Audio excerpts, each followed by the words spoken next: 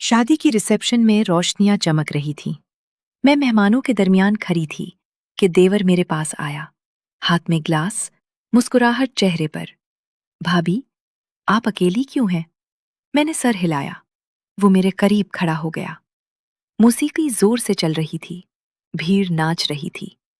उसका नाम उमैर था, मेरे शौहर का छोटा भाई।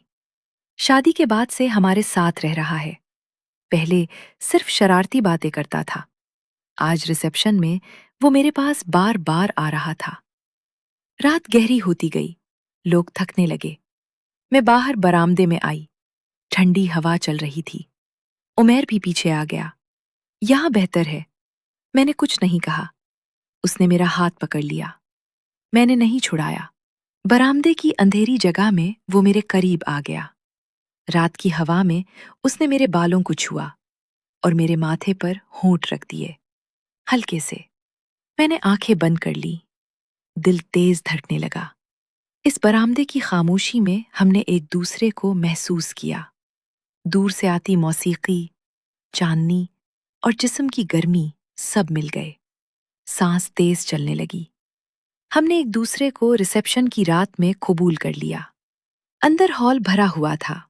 बाहर सिर्फ हम दो। कपड़े रात की हवा में हल्के हो गए।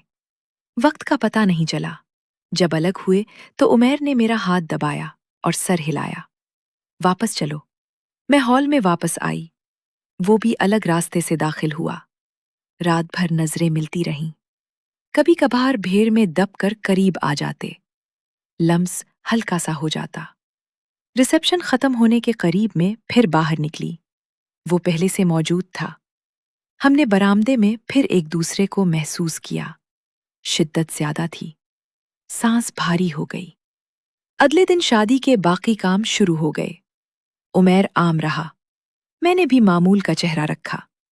कुछ दिन बाद वो अपने शहर वापस चला गया। अब घर में जिंदगी आम है। शौहर के साथ काम चलता है।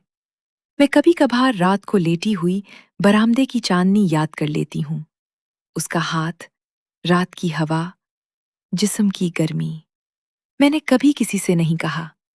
चांदनी ने जो देखा वो चांदनी में ही रह गया। न मौसीकी ने सुना, न किसी ने नोटा। शादी की रिसेप्शन में देवर के साथ वो घड़ियां अब सिर्फ मेरे ख्वाबों की खामोशी का हिस्सा हैं। मैं रोजाना जागती हूँ, नए दिन देखती हूँ, और वो लम्हे आहिस्ता आहिस्ता रात के अंधेरे में गुम होते जाते हैं। कभी कभार हवा के झोंके के साथ कोई मानूस सी सांस महसूस होती है, फिर गायब हो जाती है। यही अब बाकी रह गया है।